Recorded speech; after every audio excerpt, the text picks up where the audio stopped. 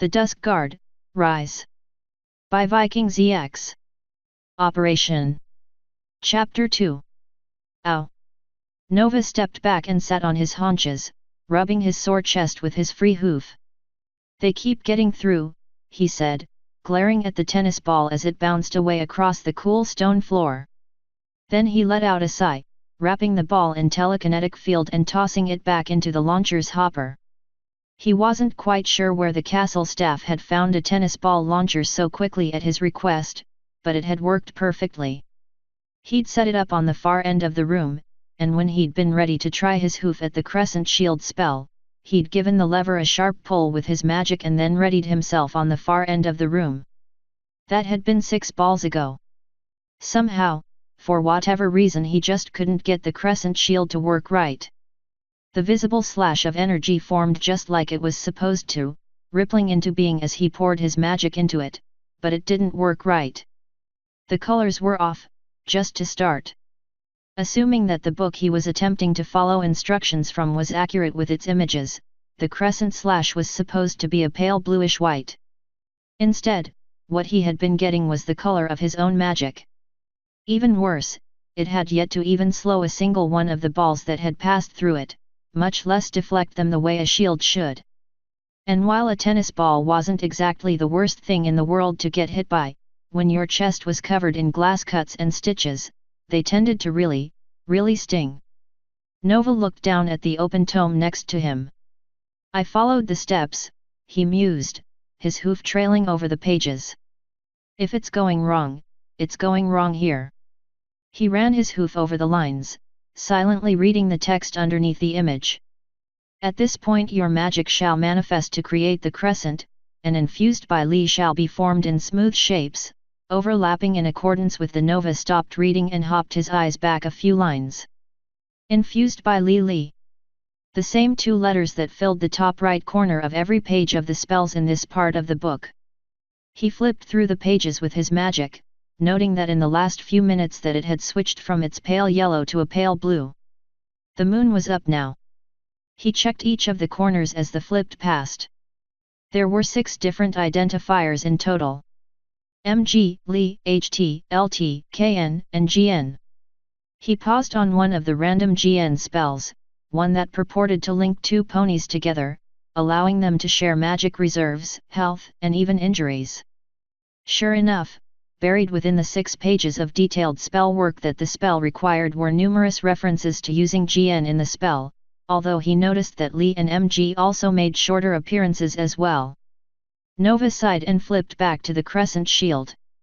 He'd been over the book from cover to cover twice before, never once finding a reference to what the 6 symbols stood for. He'd been hoping that putting the spell into practice would have made their meaning clear, but the only thing he'd acquired from that angle was a sharp stinging sensation in his chest where the tennis balls had scraped against his cuts. Gah! He shoved the tome away across the stone floor, giving voice to his frustrations. There had to be something he was missing, something in the form, something in the shape. He pulled the lever down again, lighting his horn and bracing himself. The launcher made a soft popping noise, the tennis ball arcing across the room. Nova gathered his magic as quickly as he could. This was supposed to be a snap defensive spell according to the text and focused it on the air in front of him. The slash of crescent light sprang into being, looking almost like an intangible mist, but thicker, more vibrant. It grew, filling the air in front of him, blocking his view, and the tennis ball sailed right through, hitting him in the nose. The crescent slash vanished as he gave a soft yelp, dropping to his haunches and rubbing his tender nose with one hoof. He glared at the small ball as it bounced off across the room, entertaining notions of wrapping it his magic and launching it out of the room. Maybe into the sky. See if he could hit the moon with it.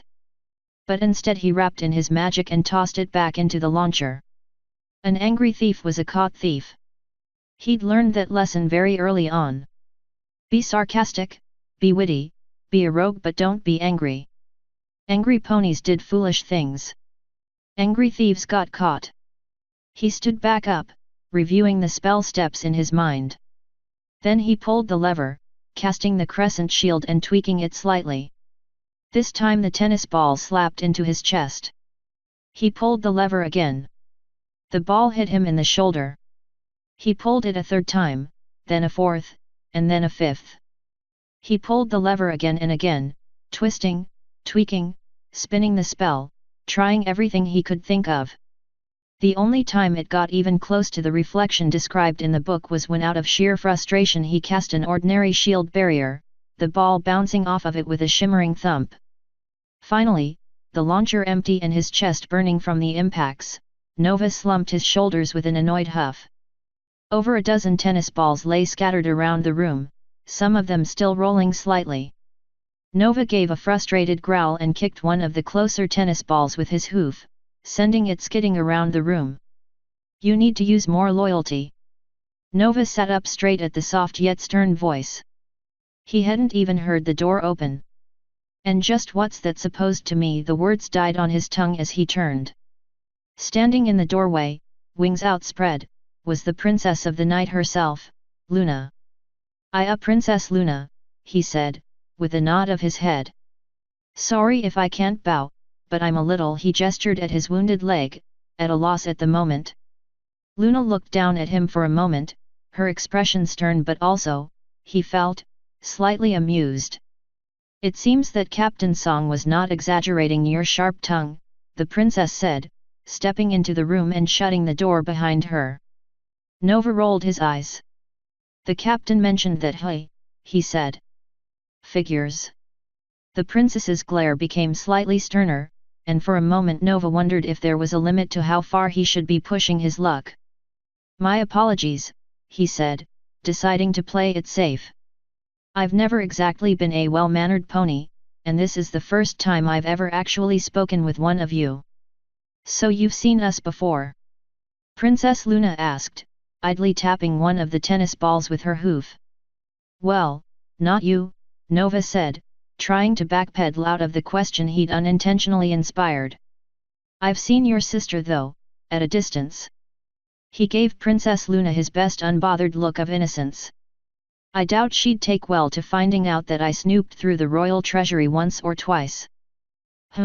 Very well then, Princess Luna said, turning and looking down at the tome where Nova had left it on the floor.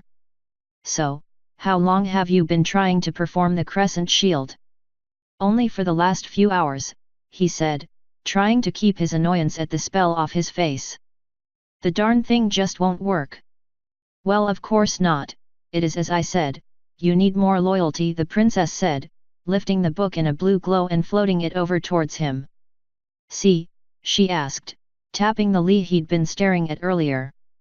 Wait. Loyalty? That's what that stands for? Nova asked. But that doesn't make any sense. And how do you know that anyway? Simple, Princess Luna said, pulling the book back and flipping through its pages. I wrote it. What? His eyes widened at the princess's revelation. You mean that? Yes, Princess Luna said. This book was one of several that I wrote many years ago. It was originally part of a set. But, Nova said. These are all combat spells. Why would one of the princesses be creating a bunch of combat spells? Princess Luna gave him another stern look. Are we not responsible for the protection of the ponies under our rule? The world was once not so safe as it is now, Nova beamed. You of all ponies should know that there is still much danger in it. Otherwise why would you be attempting to learn such a spell yourself? Nova thought for a moment. Touché, he finally admitted. The princess's brow furrowed. Touché, she asked. What is the meaning of this word? It means you've made a good point and I concede it, Nova said. Ah, I see. Touché. Well, Princess Luna said, passing the tome back to Nova.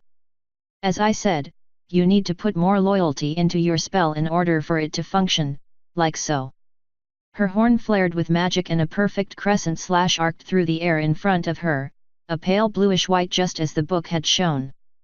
For a brief instant the slash hung in the air, faintly transparent, then it faded almost as quickly as it had appeared, the shimmering folds of magic sliding together and vanishing. Could you do it again, please? Nova asked, lighting his horn and closing his eyes, feeling the magic of the room around him. Princess Luna complied, the crescent apparition springing into existence in front of her.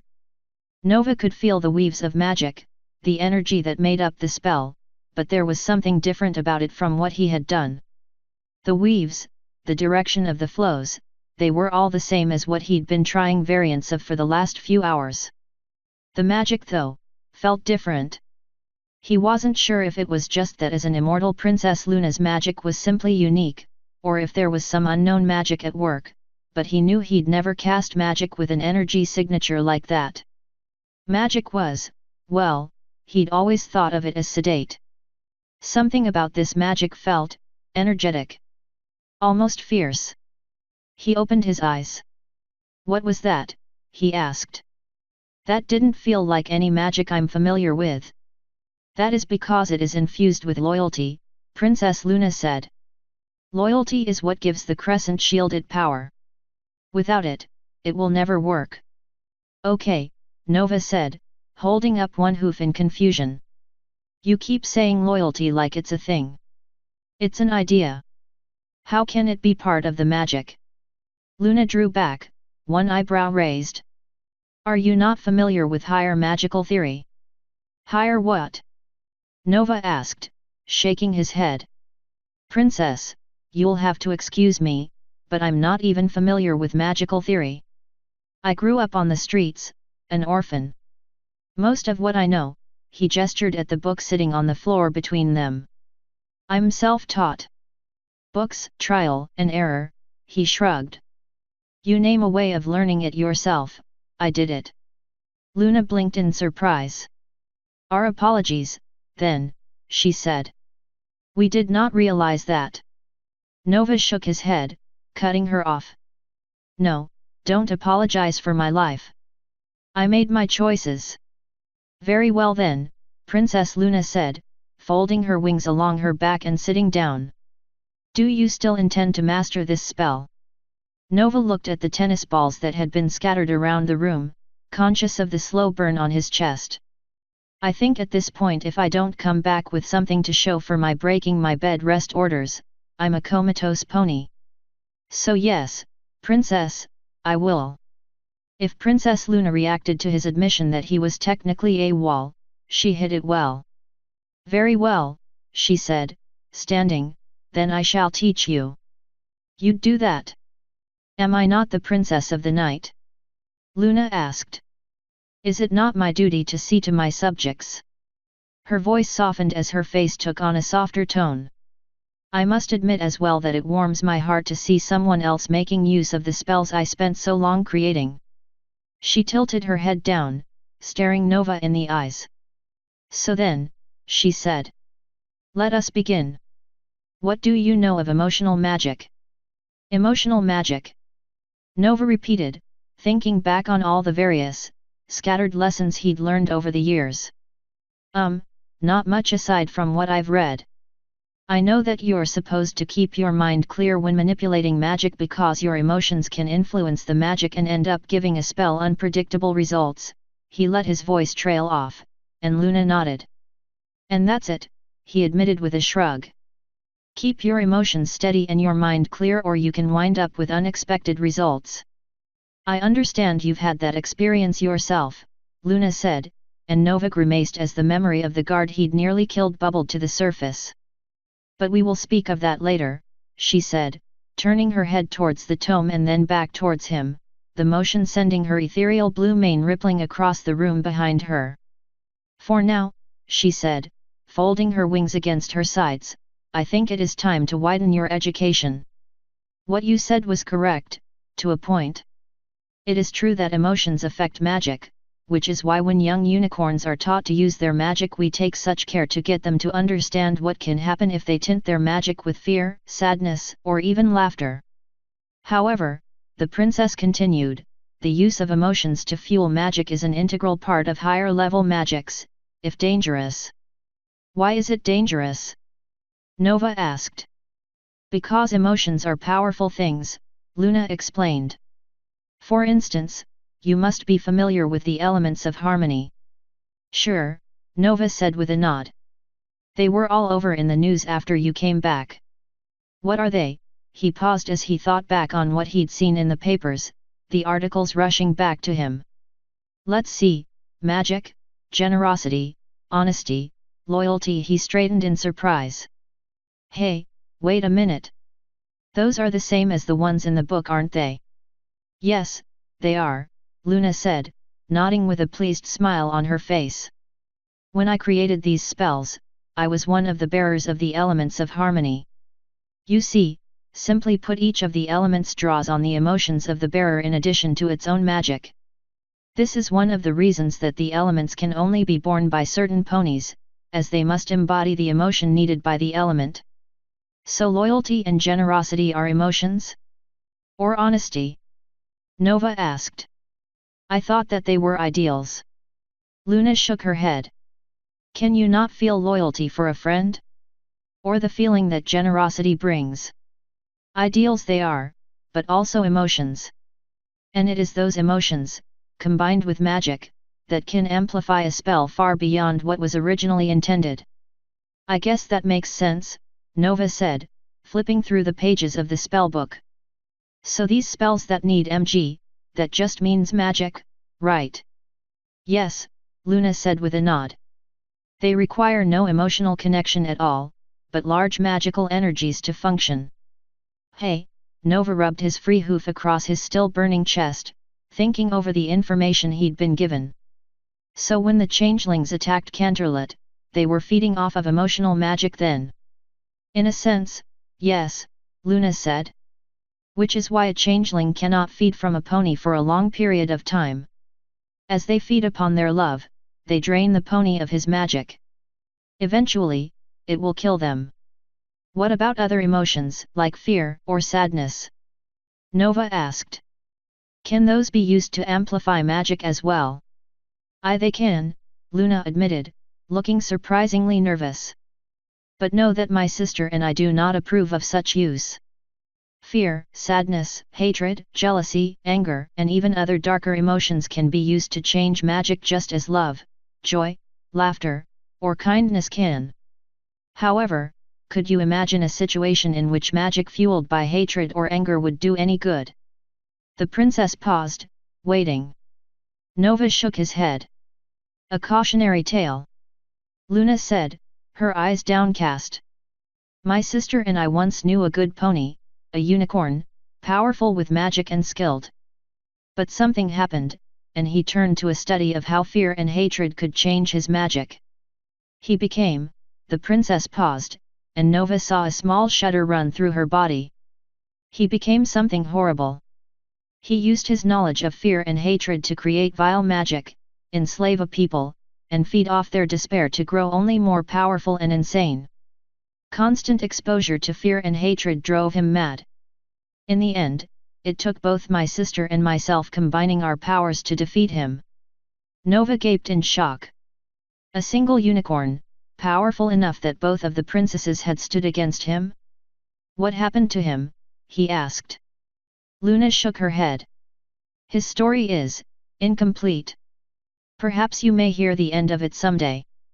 But regardless, I give you the tale as a warning. He was not the first to use negative emotions for gain. Hatred, anger, fear, spells that feed off of these things can only produce more.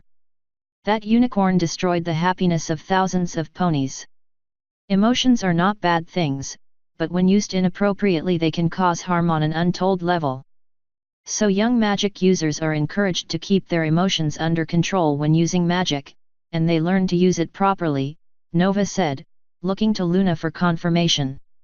Yes, although many unicorns will often use emotions with their magic without realizing it. For example, a small globe of light appeared, floating above Luna's head.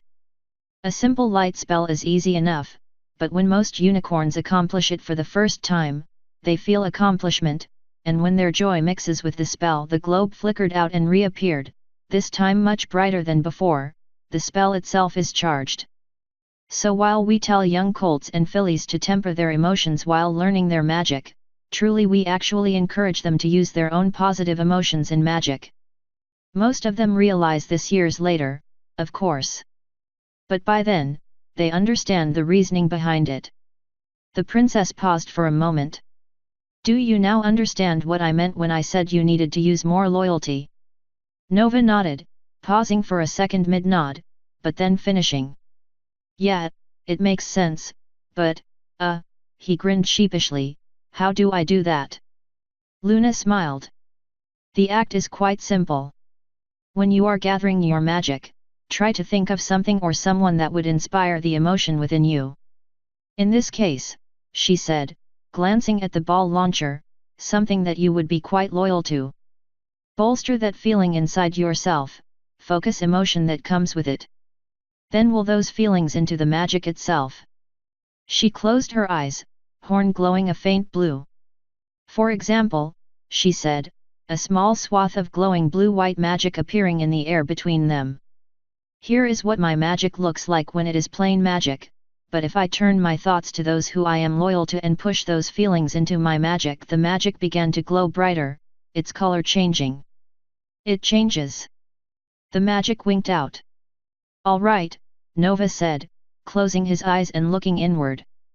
Summoning the magic was simple, he didn't even need to open his eyes to know that he'd created a small bit of magic like the one the princess had floating in the air.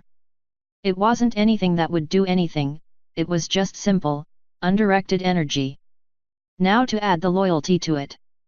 He looked deep inside his mind, searching for something that would bring forth the emotions. The question was, what? He couldn't ever recall being specifically loyal to anyone. He'd always worked alone, trusted no one. For a moment he contemplated the idea that his refusal to sell out any of his old buyers was loyalty, but quickly rejected it. No, that wasn't loyalty, he thought, it was mutual respect for the job. He searched hard through his memories. Was I ever truly loyal to anyone? He felt his ears droop. The only one I've ever been loyal to before is myself. He focused on the feeling of that loyalty, summoning it forth from within. He was loyal. He felt something in his magic shift, a subtle change.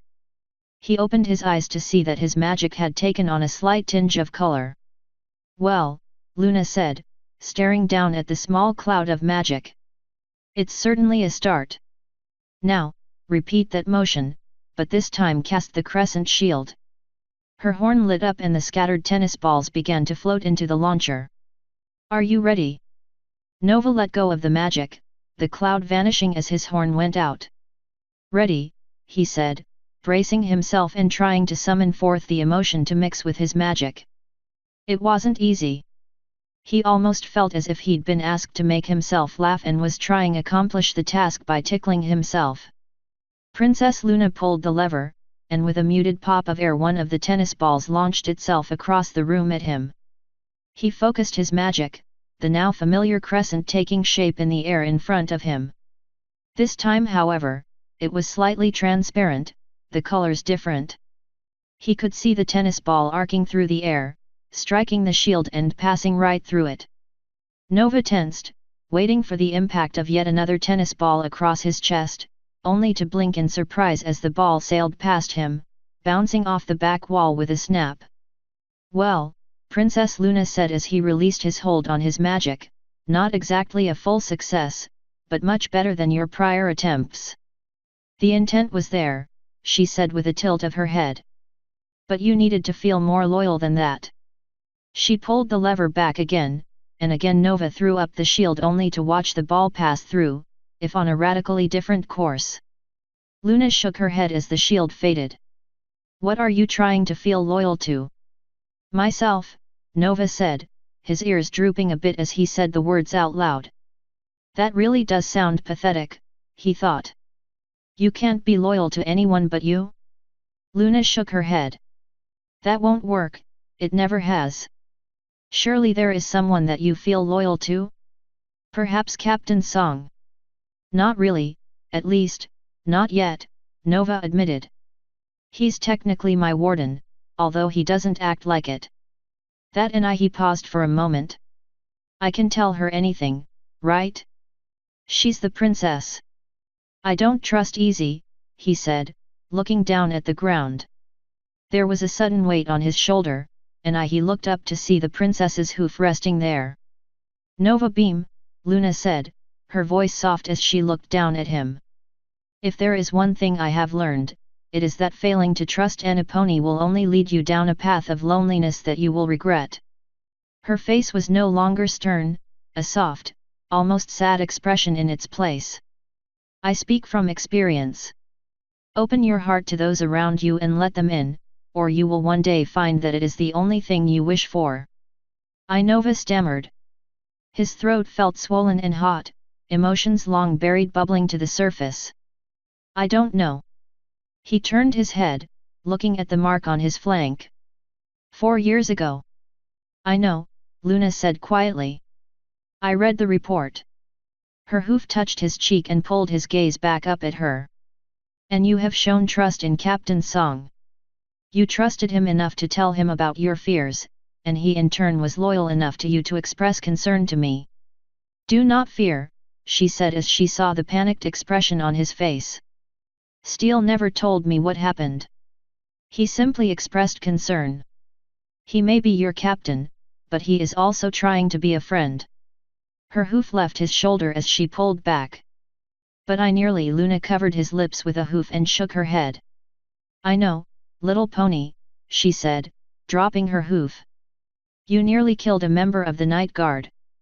Not intentionally, but you did, and the guilt has followed you all this time. Nova shook his head.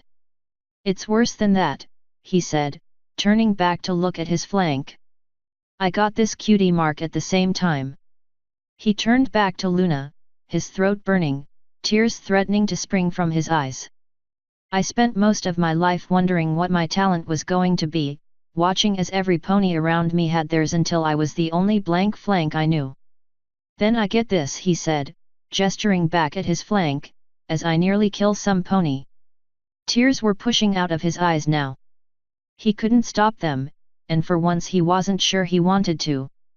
He couldn't even remember the last time he'd cried. They began to run down his cheeks, hot and sticky against his face as memories of the night bubbled up. Oh, Nova, Luna said, wrapping her wings around him and pulling him against her chest as his sobs began in earnest. You have held this burden for far too long, haven't you? He didn't respond. He couldn't. All he could do was sit there, her wings holding him against her shoulder as years of pent-up anguish made their way out of his body. He wasn't quite sure how long he sat there with Luna's wings wrapped around him, sobbing into her chest. All he could feel was the hurt in his chest, the guilt that had been gnawing at him for years coming to a head, tears pouring from his body. I'm sorry, he said at last as his sobs began to subside. I'm sorry, it's just... Nova, Luna asked, her wings loosening slightly, is that what you think your cutie mark is for? Almost killing some pony. What else could it be? Nova asked, not even looking up as the tears dripped from his eyes, running down his muzzle and into Luna's coat. His voice felt strained, worn raw from his sobs. I almost killed him. Trying to do what?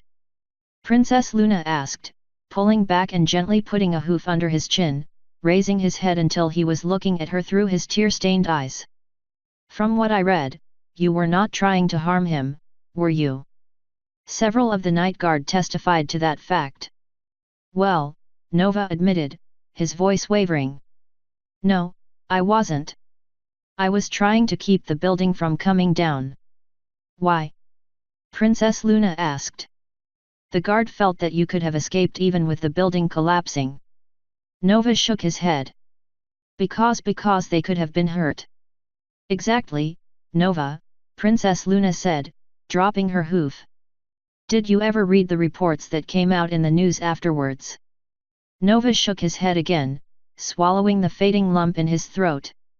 No, I left Canterlot the next morning. Well, I did, Luna said, stepping back and drawing up. I found what the news reported. Were you aware that there were other ponies in that building? Nova's eyes widened in shock, a fresh wave of panic moving through his system. There no, I wasn't. That building was condemned, no pony was supposed to be in it. Luna nodded. That it was Nova, but yet you were in it. And so, she said, closing her eyes and pausing for a moment, were a small trio of runaway orphans who were sleeping one floor below you when the building began to collapse. If not for your act of bravery in creating the ice pillar which kept the building from collapsing, they would have surely perished. Nova felt his jaw go slack as his front legs threatened to give out underneath him. He stared up at the princess, his eyes wide. As to your cutie mark, Luna continued, it is very similar to the ancient seals that my sister and I use as our personal royal seals. Do you know what they stand for? He shook his head. When my sister and I first were offered the position of rulers in Equestria, Luna said, giving him a soft smile, those symbols had meaning. They do not represent my sister and I as many ponies today believe. Instead, they represent our commitment to protect the ponies of this realm. So you see Nova, the princess said, bending towards him and placing a hoof on his shoulder. Your special talent isn't causing harm to those around you. It's protecting them. You kept that building from collapsing when you didn't have to because you didn't want any of those other ponies to get hurt. You were the one who leapt from a moving train last night into the heart of Canterlot, knowing you would face severe injury for your efforts. You were the one who inspired the ponies in that dance hall to flee, and you were the one who faced that golem, alone and injured, so that they could escape. Princess Luna stepped back, drawing herself up to her full height and spreading her wings wide. You, Nova Beam, are no thief. Nor are you a coward or a danger. Her voice was rising now, growing louder as she pointed a hoof at him. What you are, Nova, is a hero. Her voice lowered, going soft once more. You just never knew it. There was silence in the room as Nova stared at her, still blinking away stray tears. Me? A hero? He didn't feel very heroic. Heroes didn't break into ponies' homes and steal things, did they? Well, he thought, there was that one legend. He glanced at his flank. Could that really be what it means? The princess was smiling at him, a soft, expectant smile. And he found, to his surprise, that he was smiling back. Tears were still flowing from his eyes, but he was smiling back. Maybe, he thought as he jumped forward, wrapping his one good foreleg around the princess in a tight hug of thanks. Maybe I can be more than a thief. For some reason, the silent admission made him feel better than anything else. Author's note. This is easily one of my favorite chapters in the whole book. It took a lot of time to write, but I think it was worth it. End author's note.